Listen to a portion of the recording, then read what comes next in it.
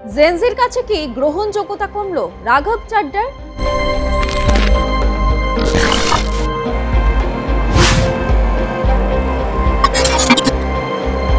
Social মিডিয়ায় রাতারাতি 10 লক্ষ ফলোয়ার কমে যাওয়ায় সেই প্রশ্নই জোরালো হচ্ছে।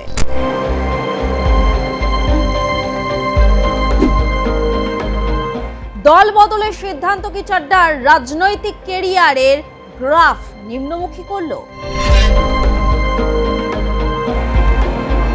নাকি তার সমাজের জন্য ভিন্ন ভাবনা আবারও পুরনো ফলোয়ার্স ফিরিয়ে আনবে? প্রশ্ন হচ্ছে আম আদমি পার্টি থেকে বেরিয়ে যাওয়া নাকি বিজেপিতে যোগ দেওয়া।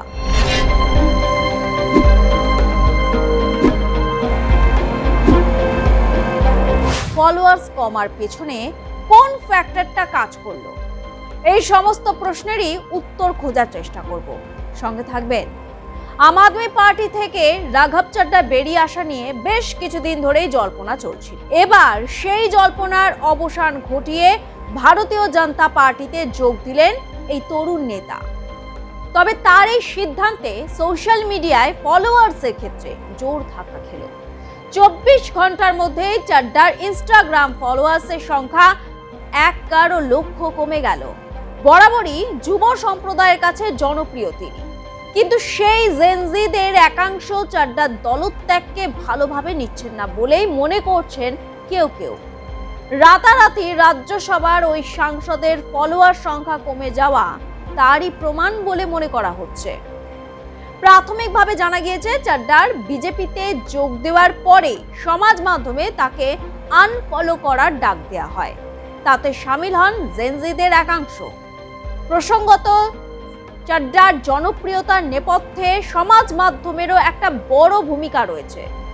রাজ্যসভায় তার বক্তৃতার ভিডিও সমাজ মাধ্যমে রীতিমতো ভাইরাল হয়েছে। সেই সমাজ মাধ্যমে এবার ফলোয়ার সংখ্যা কমল প্রাক্তন আপ সাংসদে। চাড্ডা শুধু একাই দল বদল করেননি, তার সঙ্গে আপের 6 জন রাজ্যসভার সাংসদও বিজেপিতে যোগ দিয়েছেন। ফলে কেজরিওয়ালের নেতৃত্বাধীন দলটি এখন সাংগঠনিক চাপে পড়েছে। যদিও কয়েক সপ্তাহ আগেই তাকে রাজ্যসভায় দলের ডেপুটি লিডারের পদ থেকে সরানো হয়েছিল, তাই এই দলত্যাগ অনেকটাই অনুমিত ছিল। কিন্তু এই পদক্ষেপ যে এমন তীব্র প্রতিক্রিয়া তৈরি করবে তা হয়তো আন্দাজ করা যায়নি। ডিজিটাল যুগে নেতার জনপ্রিয়তা অনেকটাই নির্ভর করে সোশ্যাল মিডিয়ার উপর। এমনকি সোশ্যাল মিডিয়ায় কার কত ফলোয়ার তার উপর নেতার বাজারও নির্ভর করে। বিজেপিতে যোগ দেওয়ার পর রাতারাতি প্রায় 1 মিলিয়ন বা 10 লক্ষেরও বেশি ফলোয়ার কমে গিয়েছে রাঘবের।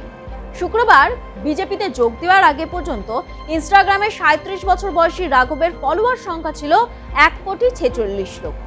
শনিবার সকালে তা নেমে আসে 1,35 লক্ষে। বেলা বাড়লে তা আরো কমে 1,34 লক্ষ হয়ে যায়। রাজনৈতিক বিশ্লেষকদের মতে রাজনীতি সচেতন অল্প বয়সী ছেলে মেয়ে, বিশেষ করে জেনজিদের মধ্যে বিপুল জনপ্রিয় রাঘব বিজেপিতে যোগ দেওয়ার সিদ্ধান্তে তাদের অনেকেই হতাশ। সোশ্যাল মিডিয়ায় নানা রকম মন্তব্য করেছেন রাঘবের অনুগামীরা। কারণ আম আদমি পার্টি যখন রাঘবকে রাজ্যসভার ডেপুটি দলনেতার পদ থেকে সরিয়ে দেয়, সেই সময় জেনজিদের তরফে রাঘবকে বিকল্প রাজনৈতিক দলের সূচনা করতে উৎসাহ যোগানো হয়েছিল। কোনো বড় দলের ছত্রছায়ায় না গিয়ে নতুন দল গড়তে আহ্বান জানানো হয়। তরুণ সমাজকে নিয়ে দেশ গঠনের কাজে যুক্ত হতে আবেদন জানানো হয়। সে সময় রাঘবও বিষয়টি নিয়ে জল্পনা উস্কে দেন, লেখেন গুড আইডিয়া। যদিও শেষ পর্যন্ত বিজেপিতেই যোগ দিলেন তিনি। पिछले 3 दिनों से आप सबके बहुत मैसेजेस आ रहे हैं। आप में से ज्यादातर लोग मुझे बेस्ट विशेस दे रहे हैं, कंग्रेचुलेट कर रहे हैं, और कुछ लोग मेरे इस फैसले के पीछे क्या रीजंस हैं वो जानना चाहते हैं।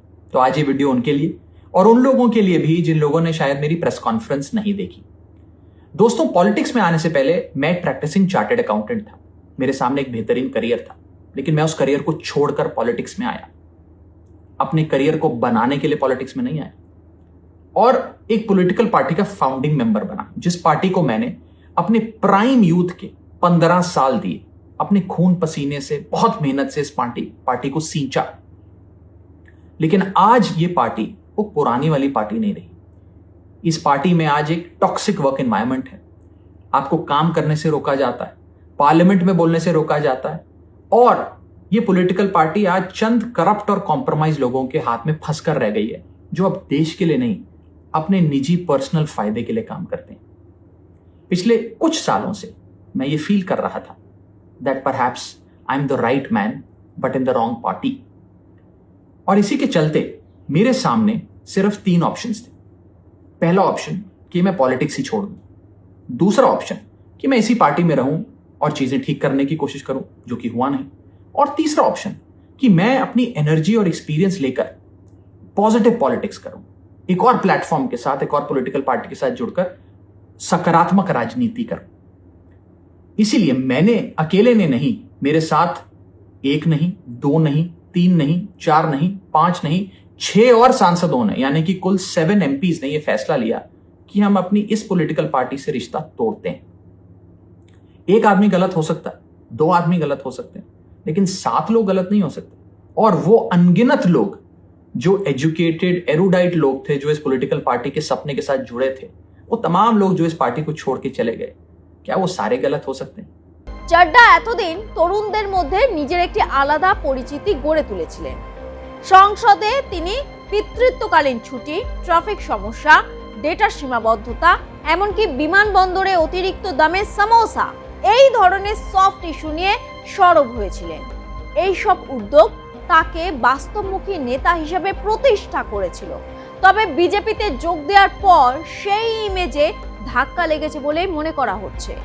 অনেকেই অভিযোগ করছেন চাড্ডা তার পুরনো সোশ্যাল মিডিয়া পোস্ট, যেখানে নরেন্দ্র মোদী বা বিজেপির সমালোচনা ছিল, তা মুছে ফেলেছেন। বর্তমানে তার প্রোফাইলে মোদী উল্লেখ করা মাত্র 2টি পোস্ট রয়েছে, 2টি প্রশংসাসূচক। অন্যদিকে রাঘবের সোশ্যাল মিডিয়ায় গ্রহণযোগ্যতা কমে যাওয়াকে তাদের নৈতিক জয় হিসাবে দেখছেন আপের শীর্ষ নেতৃত্ব। আপ বিধায়ক ও মুখপাত্র সঞ্জীব ঝা বলেন, দলের স্বেচ্ছাসেবক ও সমর্থকেরা ইনস্টাগ্রামে তাকে আনফলো করা শুরু করেছেন, কারণ তিনি দলের সঙ্গে বিশ্বাসঘাতকতা করছেন। মানুষ তার এই পদক্ষেপ পছন্দ করছে না। তিনি সবসময় তাদের আকৃষ্ট করার জন্য রিল তৈরি করতেন, কিন্তু সেটাও তার পক্ষে কাজ করছে না। এইসব ঘটনার পরিপ্রেক্ষিতে আপ বিদ্রোহী সাংসদদের বিরুদ্ধে কঠোর অবস্থান নিয়েছে। আম আদমি পার্টির তরফে জানানো হয়েছে তাদের 7 জন সাংসদ অবৈধ উপায়ে বিজেপিতে যোগ দিয়েছে। এটি দলত্যাগ বিরোধী আইনের পরিপন্থী। এছাড়াও দলের তরফে আরও জানানো হয়েছে আইন এই ধরনের দলত্যাগকে বৈধ বলে স্বীকৃতি দেয় না এবং এর বিরুদ্ধে ব্যবস্থা নেওয়া উচিত। এই সাংসদদের অযোগ্য ঘোষণার দাবিতে রাজ্যসভার চেয়ারম্যানকে চিঠি দেয়া হবে বলে জানানো হয়েছে আপের তরফে। বিজেপিতে যোগদান সঠিক সিদ্ধান্ত, নাকি জেনজির কথায় নতুন দল তৈরি করা উচিত ছিল তরুণ নেতা রাঘবের? মতামত জানান কমেন্ট বক্সে।